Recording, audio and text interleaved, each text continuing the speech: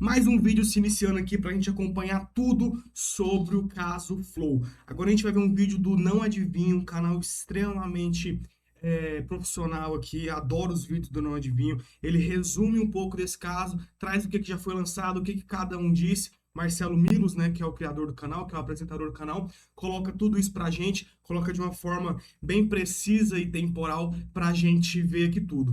Vídeo original na descrição, se inscreve no canal, dá o like nesse vídeo para alcançar mais pessoas e a gente continuar gravando. Bora lá? Mentiroso! Foi assim que o monarca reagiu ao vivo depois de assistir a resposta que milhões de pessoas estavam esperando. Depois de semanas em silêncio, o Igor 3K finalmente resolveu falar e tentou desmontar ponto por ponto as acusações de que teria dado um calote de 10 milhões de reais no ex-sócio. Mas a resposta abriu uma nova guerra. Nos últimos dias surgiram versões completamente diferentes, documentos vieram a público, acusações pesadas foram feitas dos dois lados e até o nome de Sérgio Sacani entrou no meio dessa história. Vamos conferir nesse vídeo aqui, você que não tá com muito saco pra ver toda essa treta na íntegra, o filé de tudo que aconteceu até agora. Afinal, quem tá falando a verdade? O Igor realmente foi injustiçado pela internet ou o monarca apresentou provas que mudam completamente essa história? Eu sou o Marcelo Milos e depois da vinheta eu te conto.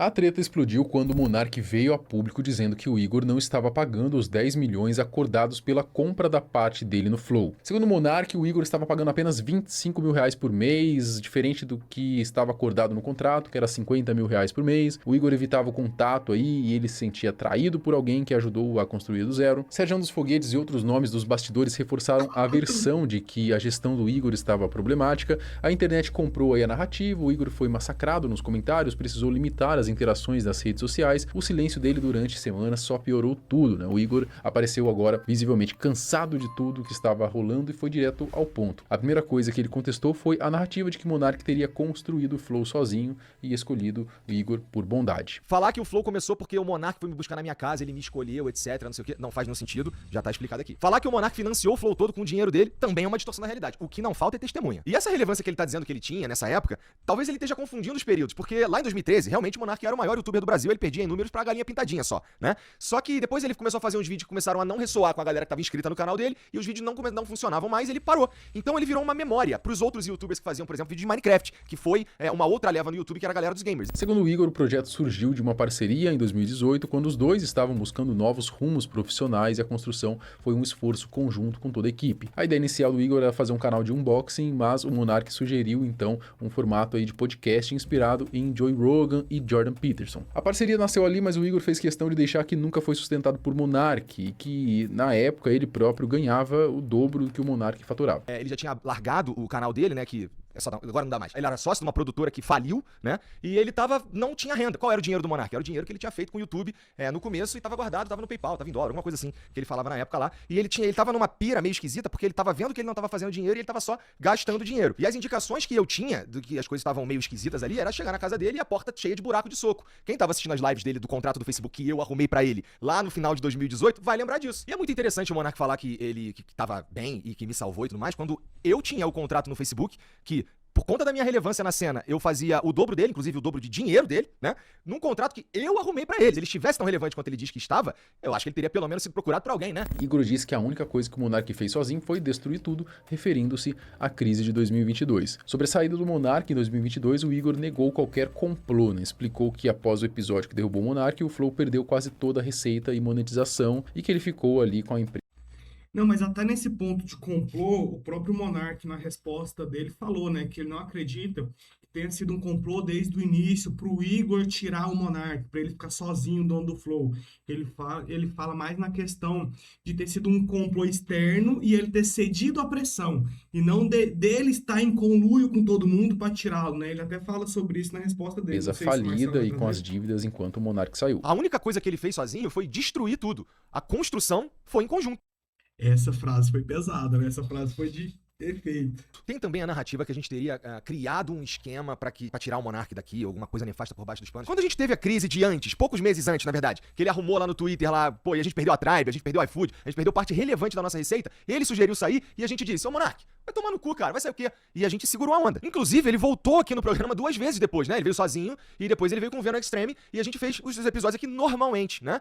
Ele foi dobrando a aposta, aconteceu o que aconteceu, ele foi banido do YouTube e aí não é mais seguro ter o Monark em lugar nenhum. No ponto mais esperado, em relação aos pagamentos, né, o Igor detalhou que manteve ali a Monark mesmo com a empresa em dificuldades. Ele falou que não pagava os 50 porque os 50 no contrato estava ali que ele só pagaria se a empresa tivesse X de lucro. E a empresa só teve X de lucro em 4 meses, nesse tempo todo, segundo o que ele disse, tá? Porque já tem vídeo circulando aí na internet de que não parece ser bem isso não. E enfim, fizemos o aditivo.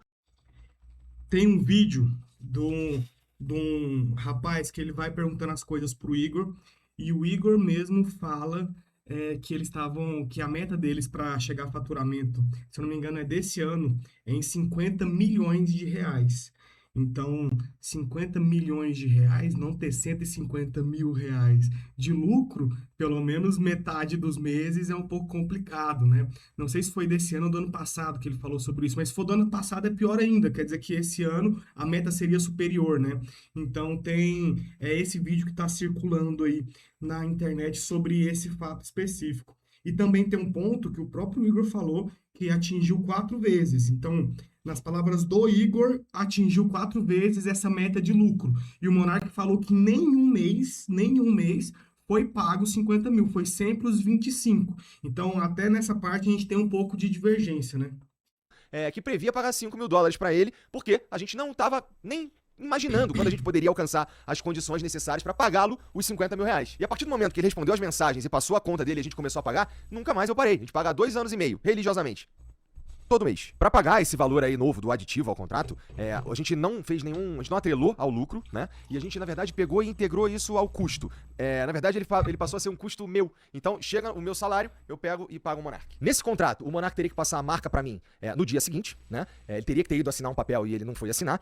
E eu teria que pagá-lo de novo quando a gente oferisse o lucro que está previsto no contrato, né? Esse lucro que eu precisava para pagar o valor de 50 mil reais pro Monark, eu consegui, ao longo desse tempo, 4 vezes. Porque, família, tem que pagar as dívidas que o Monark criou. Bom, disse que o valor ali foi atrelado a um aditivo contratual, que apesar do lucro limitado, ele continuou cumprindo as obrigações financeiras, disse que não deu calote, que é o próprio Monark que está dificultando as coisas. Imagina, por exemplo, eu só consigo pagar o Monark daqui a 10 meses. Então, obrigatoriamente, eu, além de assumir essa dívida, eu ainda tenho que assumir a possibilidade dela triplicar, porque eu não consegui pagá-lo, porque ele me atrapalhou por conta da circunstância. Não faz sentido, entendeu? Nunca teve calote, nunca teve meio contrato. Quem não tá cumprindo o contrato é ele, porque ele tem que me passar a marca, como foi assinado lá. E assim, passar a marca, eu não tô pedindo pra passar a marca, ela é minha, tá? Eu poderia ter processado o Monark 4 anos atrás pra tomar a marca dele.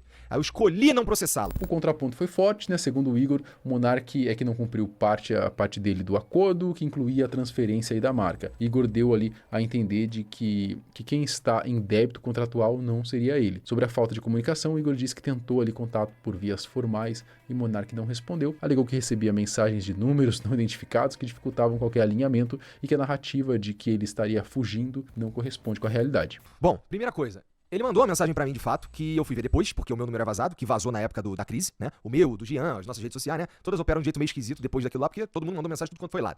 E aí chega pra mim uma mensagem do número aleatório, na época até sem foto, com um número de conta, falando pra eu mandar 50 mil reais, que era pra mudar isso e valeu, obrigado. E depois uma ligação, que eu também não vi, e ficou perdido no limbo. E essa mensagem que ele mandou, ele diz que não conseguiu entrar em contato com a gente. Ele também mandou uma mensagem pra um cara que trabalhava com a gente aqui no financeiro, que foi morar no Rio de Janeiro, e portanto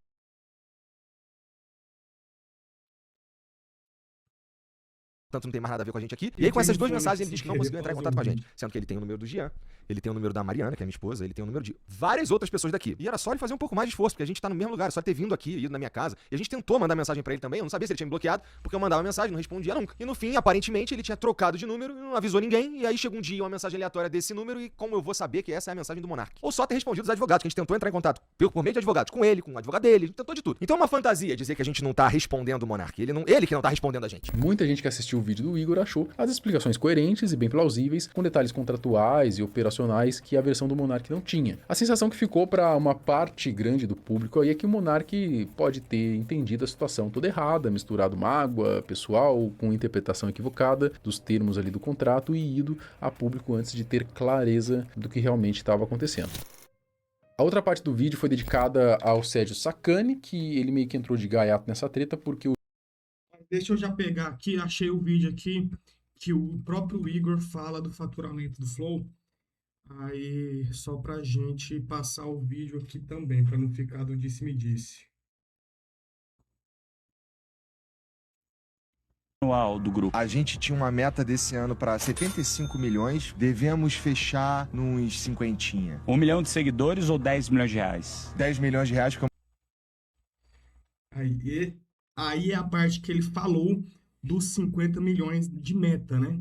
Aí o pessoal até tá colocando aqui, peixe morre pela boca. Se você faturar 50 milhões em um ano e nem 20% disso for lucro, colocando que é uma empresa digital, não é uma indústria, não é uma empresa do agronegócio, então a margem de lucro realmente é muito grande, porque o custo dela é mais enxuto, né? Ele daria para operar, por exemplo, com 2 caras atrás da câmera e ele na frente, né? Eu falo em questão operacional. E nem 20% disso for lucro, ou seja, 4.166.000 de faturamento, né, por mês, 20% disso daria em torno de 833 mil de lucro por mês. Isso é superior aos 150 mil que fala no contrato. Então, isso daqui 1 é milhão o de próprio seguidores Igor significa falando, absolutamente nada no algoritmo hoje em dia. né? Então, vamos voltar aqui. O Júnior do Redcast tinha dito lá que o Sacani, ele estava já há um tempo trabalhando no Flow sem receber, e aí o Sacani ia lá fazer umas pontas no Redcast, o Igor não estava gostando disso, deu a entender que o Igor estava meio que boicotando o Sacani por conta disso, né? Então ele trouxe ali um pouquinho sobre essa questão ali, ironizou essa versão aí de forma bem direta. Vamos começar a falar do Serjão, é preciso deixar uma coisa clara. Não é porque o cara trabalhou aqui no Flow e saiu, sei lá, por conta de uma incompatibilidade profissional, que ele sabe exatamente o que tá acontecendo aqui ou que ele é o conhecedor das coisas da internet, sequer o conhecedor das coisas do Flow. Tem uma narrativa aí dizendo que o Sérgio Sacani teria trabalhado aqui 2 anos sem receber para que a equipe pudesse ser paga, porque tá uma grandíssima dificuldade e não dava pra pagar a equipe, então ele abriu mão do salário dele. Segundo o Igor, o contrato de exclusividade com o Sacani não foi cumprido por parte do próprio Sacani, que faltava várias vezes às gravações. Ele explicou ali que o programa dependia de um produto central estável e que a ausência constante do apresentador gerava prejuízos operacionais e tornava o modelo aí de negócio inviável. Pra dizer que o Serjão, ele nunca veio aqui sem receber. Mas ele já recebeu sem vir aqui, várias vezes. A gente ficou um tempo tentando fazer com que o Sérgio viesse cumprir o contrato dele, que era um contrato de exclusividade, que previa que ele fizesse 3 programas por semana, que previa um salário pra ele fixo e que previa também um bônus que tinha a ver com que o canal fizesse de lucro. Ele simplesmente não vinha. Nem entrega pra marca o cara vinha gravar. Ele chegou a desmarcar 2 vezes e eu tive que fazer por um valor muito abaixo, que acabou atrapalhando toda a relação com a marca, com tudo, por causa da falta de responsabilidade dele. Teve mês que eu tive que pagar o Sérgio e a equipe e eles não vieram aqui. Teve dia que o Sérgio marcou, sei lá, um episódio na semana e com um cara que vinha dos Estados Unidos, o cara chegou aqui e ele não veio. Teve vez da equipe tá toda pronta aqui, a equipe extra, tá? Que a equipe dele não tava aqui. A equipe extra tava toda no estúdio ali preparando a live que ele ia chegar, quando liga pra ele atrasado meia hora já, ele tava em Brasília. O Igor disse que o Ciência Sem Fim foi encerrado por uma decisão de gestão baseada na falta de entrega profissional, não por ingratidão. Rejeitou a narrativa de que teria usado o Sacani aí depois descartado, dizendo que a relação profissional simplesmente não funcionou porque uma das partes não cumpriu o combinado, ou seja, jogou a bola novamente aí pro Sacani, né? E aí o Ciência Sem Fim teve que acabar, porque o público, as marcas, a construção do programa e do canal é feita em volta de um produto herói, né? Que não tava acontecendo porque o cara não vinha trabalhar. Aí, meu irmão, não tem jeito, não tem santo que sustente. Tivemos que fechar o programa. Tudo isso que eu tô falando aqui, família, tem prova, tá bom? A gente tem documentado. Eu não viria aqui na internet fazer um vídeo como esse, que eu não costumo fazer, que não tem nada a ver com o conteúdo do Flow, se eu não tivesse falando as coisas perfeitamente embasado. O Igor então terminou o vídeo dizendo que pretende encerrar o assunto definitivamente para focar na continuidade do trabalho da equipe atual. E o que ele mandou para mim foi o seguinte, ó, ficou combinada a gravação de 9 programas por mês. Aí, se o mês tem 4 semanas, divide aí 9 por 4, você vai ver quanto que dá. Que não dá 3 por semana. 3 por semana seriam 12 por mês. Então, primeiro erro aí. Segunda coisa que o combinado, que ele fala que eu apresentei projeto para ele, que ele recusou todos, né? Teremos uma editoria fixa de ciência no Flow. E contamos com a participação do Sacani. Aí ele fala aqui que o contrato com os hosts vão ser todos de acordo com a volumetria, papapá. Teremos novos conteúdos para preencher a grade do canal, que é exatamente o que eu tinha proposto para ele. Falou, cara, vamos fazer conteúdos novos? Ele tá aqui na mensagem que ele me mandou, entendeu? Ele me mandou a mensagem.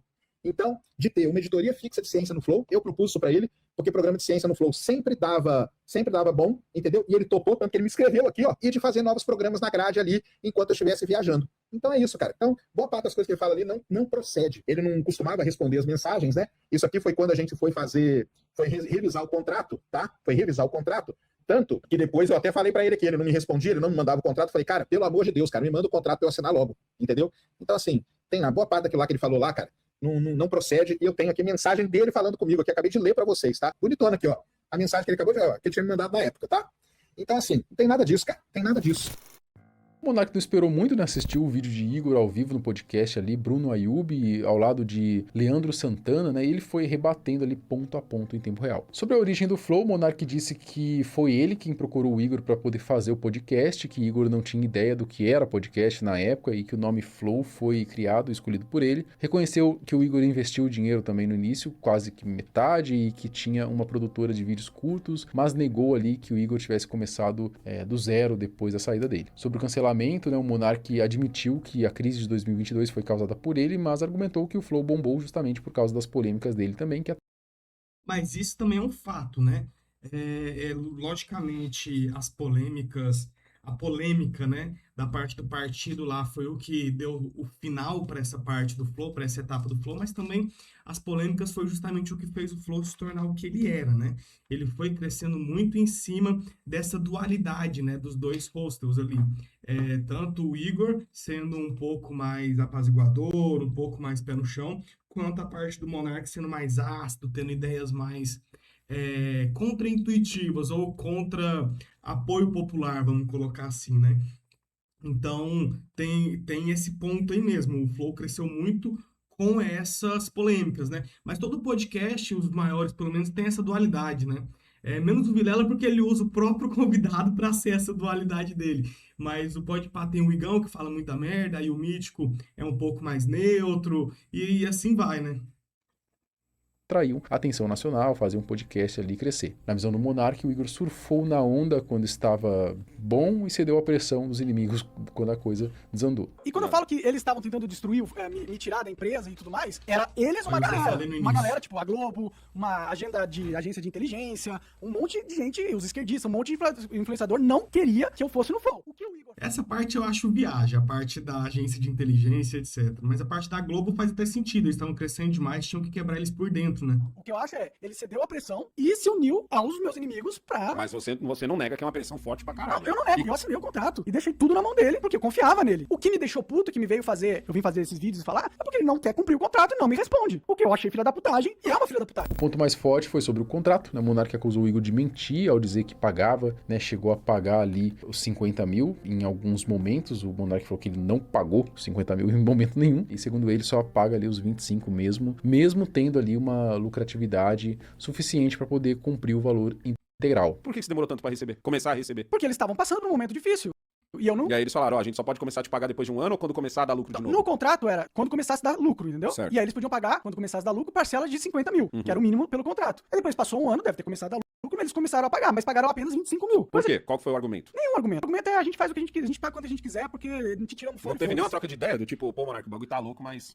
Não, é só agora vão conseguir pagar 25 mil. Eu aceitei durante muito tempo, porque eu gostava deles, entendeu? Não via maldade. Eu achei que eles eram ponta firme, né? Mas estava enganado. Admitiu ter assinado um contrato desfavorável, sem correção monetária e com pagamento condicionado a lucro, mas disse que fez isso por amizade e confiança e que agora se sente traído. Sobre a marca, o Monark foi categórico, né? Disse que no contrato não existe nenhuma obrigação dele de transferir a marca Flow pro Igor, né? E que ela continua sendo dele por direito. Aí vai ficar essa bagunça agora, né? O Monark não quer abrir mão da marca e o Igor também, de certa maneira, acaba ficando um pouco preso e ligado ao Monark enquanto ele não pagar, né? Nesse contrato, o Monark teria que passar a marca pra mim no dia seguinte. Não tem nada disso que eu teria que passar a marca pra ele no contrato. Não tá no contrato? Não, eu abro o contrato e te mostro aqui e você lê. Mas no contrato não tem nada que eu tenho que passar a marca no contrato, não. Isso é mentira. Mais uma mentira do Igor. Rebateu também a questão do contrato, dizendo que tentou falar com o Igor várias vezes, inclusive com a Mariana, a esposa dele, né, e com outras pessoas próximas,